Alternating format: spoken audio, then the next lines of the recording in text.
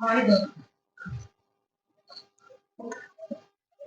बच्चों, आप सबको बता रहे हैं त्रिकोणमिति का ऑब्जेक्टिव प्रश्न किस प्रकार से आप प्रश्नों को सही रूप से अधिक से अधिक कम समय में सॉल्व कर सकते हैं। तो पहले आपको बेसिक चीजों को समझनी चाहिए।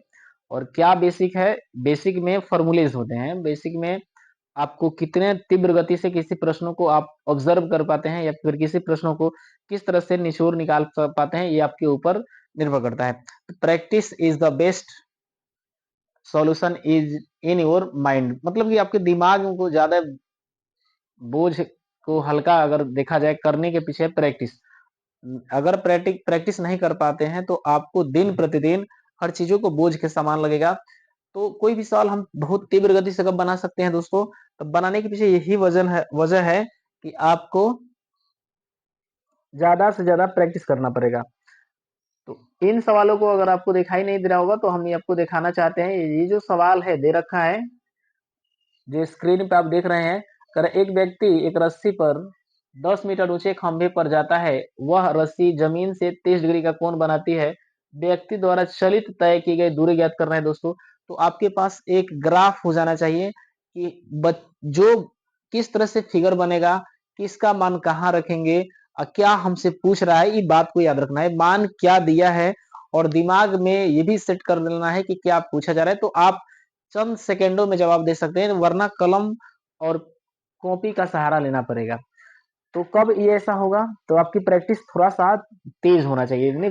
जितना ज्यादा प्रैक्टिस करिएगा, जितना ज्यादा देर तक आप विजिट कीजिएगा क्वेश्चन के साथ, जितना देर तक आप उसके साथ मार्च करिएगा, उसके साथ रहिएगा, समय दीजिएगा, आपका खुद ब खुद सॉल्यूशन बहुत आसान हो जाएगा। तो यहाँ पे जो दे रखा है बोला हुआ सवाल जो दिया हुआ है इसमें, एक व्यक्ति किसी रस्सी पर 10 मीटर ऊंचे खंभे पर जाता है। एक व्यक्ति एक रस्सी पर 10 मीटर ऊंचे खंभे पर जाता है, वहां रस्सी जमीन से 30 डिग्री का कोण बनाती है। व्यक्ति द्वारा चलित दूरी क्या होगा? ठीक। अब जो दिया हुआ है इसमें पूछा, जो जो हमसे बोला है, यहाँ पे आपको दिखा दें। यहाँ पे उसी चीज को मैंने यहाँ लिखा हुआ है। तो ये जो है खंभा है, ये जो खंभा है, और खंभा बोला हुआ है 10 मीटर का है। ये बोला है एक व्यक्ति, देखिए यहाँ पे 10 मीटर ऊंचा खंभा है, 10 मीटर ऊंचे खंभे पर है। यानी जो लड़का है 10 मीटर ऊंचे खंभे, यानी कि जो हाइट है मेरे दोस्तों 10 मीटर की है। ये जो हाइट है 10 मीटर की है, ये 10 मीटर हाइट पे है लड़का।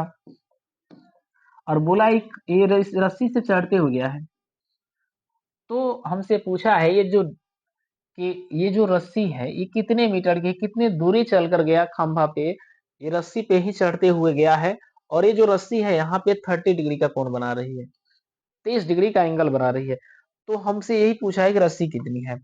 तो आपको ये मालूम होना चाहिए कि जो मान दिया है ना, जो मान दिया हुआ है, तो दिया हुआ जो मान है मेरा P है।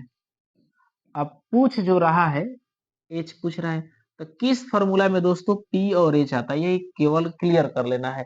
तो दिमाग के साथ अगर दिमाग में पकड़ा जाता तो जल्दी बजल्दी हो जाता है आंसर। तो किस फॉर्मूला में P और H आता है? तो हर कोई जानता है, साइन लिख सकते हैं या फिर कॉसेक लिख सकते हैं। ये दोनों ही फॉर्मूला में ही आते हैं। तो साइन लिखिएगा तो साइन लिख लीजिए। साइन कितना डिग्री है दोस्तों? 30 डिग्री है तो 30 डिग्री लिख दिए।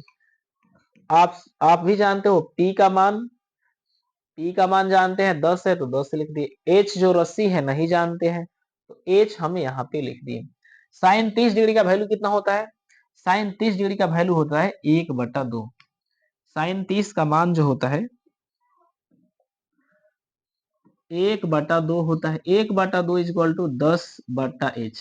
यानी ये जो 10 है और ये जो 2 है आपस में गुणनफल में रहेगा। तो 2 और 10 का मल्टीपल करेंगे हम, 2 और 10 का गुणनफल करेंगे दोस्तों, तो जो h का रिजल्ट मेरा आएगा वही तो h होगा ना, वही तो मेरा रस्सी होगा। सॉरी, h तो ही है, वही तो मेरा रस्सी होगा। तो यही तो रस्सी पूछा है, तो हम कर लेते 20 मीटर।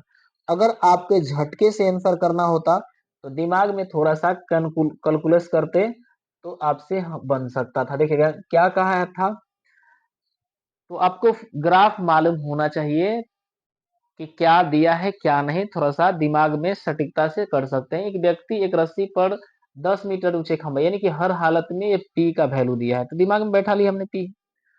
और कहा है कि जमीन से वो 30 डिग्री का कोण बना है, 30 डिग्री का कोण तो बन रहा है, कोई दिक्कत नहीं। व्यक्ति द्वारा चलित दूरी क्या है, तो रस्सी पे चल रहा है, तो रस्सी पे चल रहा है तो कर्ण होगा।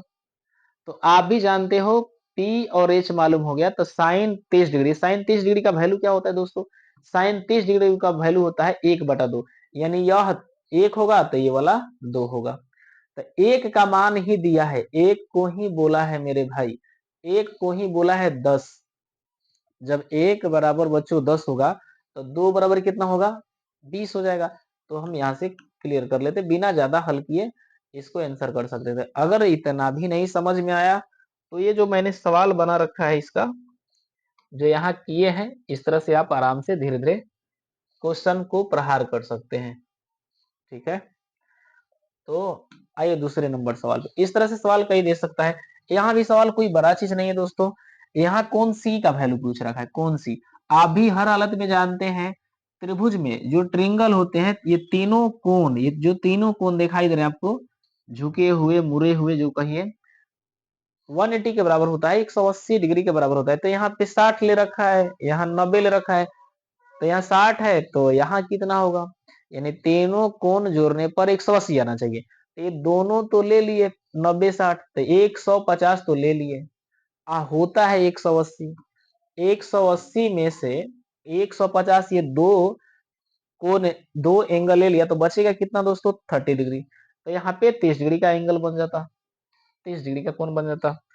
इस तरह से ऐसे ही सवाल यहाँ भी दे रखा है, शायद ना ऐसा नहीं दिया है, अलग दिया है। इस सवाल में भी कोई बड़ा चीज नहीं है। त्रिभुज एबीसी में AB का वैल्यू दिया है 8√6, 8√6 दे रखा है AB का मान। AC का मान दिया है 8√2, यहाँ पे एक एंगल दिया है, यही मेरे लिए बहुत अच्छा दिया है। अगर एंगल का मान नहीं देता तो हमसे बनता नहीं, क्योंकि डिग्री बता देता है कि हम क्या है क्या नहीं है। इस तरह से सवाल को सहूलियत होता है बनाने में। तो हम एक फिगर ले लिए, फिगर ले लिए दोस्तों। तो 90 डिग्री कहाँ बनेगा, तो परपेंडिकुलर जो लाइन होता है, लंबवत जो रेखाएं होते हैं, वो एक सीधी रेखा में होता है, एकदम सीधा होता है, उसे बोलते हैं ऊर्ध्वाधर रेखा। क्षैतिज रेखा तो लेटा हुआ होता है, ऊर्ध्वाधर रेखा मैंने जिस तरह से मैं खड़ा हूँ 90 डिग्री पे एंगल पे खड़ा हूँ, जब हम लेट जाएंगे दोस्तों तो क्षैतिज हो जाएगा। मैं खड़ा हूँ ऊर्ध्वाधर, इस तरह से बोल सकते हैं स्तंभ। तो जो मैं खड़ा हूँ 90 डिग्री के एंगल पे खड़ा हूँ, तो 90 डिग्री कहाँ बनेगा, तो ये जो पोजीशन है मेरे भाई, ये झुका हुआ, तो 90 तो यहाँ नहीं बनेगा, यहाँ भी झुका हुआ है, यहाँ भी 90 नहीं बनेगा, तो एक ही जगह तो है, यहाँ पे 90 बनेगा। तो इसी का नाम दिया है ए। और बी जहां मन करे वहां लिख लीजिए, सी जहां मन करे वहां कर लीजिए।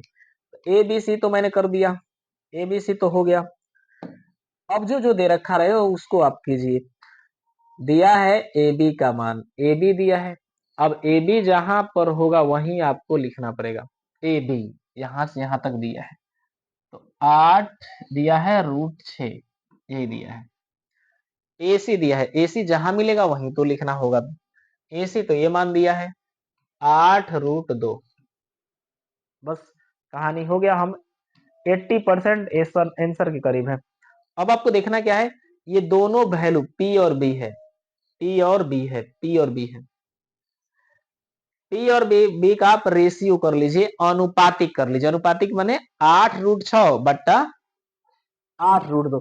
तो 8 से 8 तो कैंसिल होगा ना, 8 से 8 तो कैंसिल होगा, ये तो 100% कटेंगे।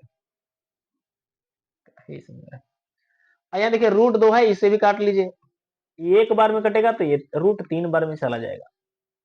तो आप ही बताइए √3 बटा 1, √3 बटा 1 यानी कि यह P/B किस में आता है, तो आप भी बताइए √3/1 यानी √3 किसका मान है, P/B होना चाहिए, इसमें P/B होना चाहिए।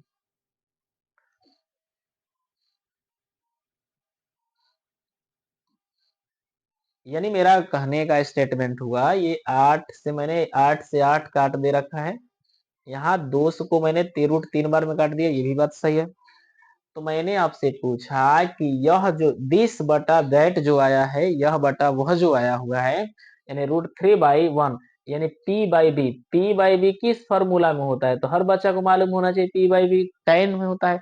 इसका मतलब है हम इसे पी बाई बी को हम tan थीटा कह सकते हैं, tan थीटा। जब tan थीटा कहेंगे तो tan में कितना डिग्री का मान √3 आता है?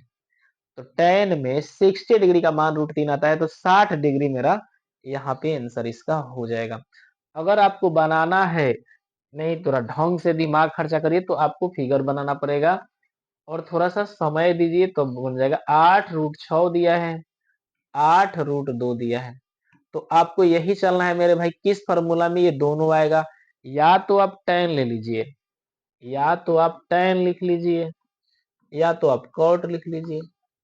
तो जो दो ही तरह से बनने वाला है, तो हम ले लिए tan थीटा। tan बराबर 8√6/8√2 थीटा यहाँ पे हम लिख दिए। अब आपको इसी को काटना होगा, यहाँ से 8 है और यहाँ भी 8 है, कट गया ऊपर नीचे। यहाँ रूट में है और यह भी रूट में है, दोनों ही रूट में है, तो रूट वाला काट सकता है। इतना याद रखिएगा, जो रूट का मान है, ठीक ना, और ऊपर भी रूट हो नीचे भी रूट हो तो काट सकते हैं। गुना भी हो तो आसानी से किया जा सकता है, तो इसमें हम काट सकते हैं कितना बार में दोस्तों? √3 बार में। यानी बचा क्या? tan थीटा बराबर √3। अब आपको यही सोचना है कि tan में ही कितना डिग्री का मान √3 आता है। तो tan थीटा बराबर tan 60 डिग्री।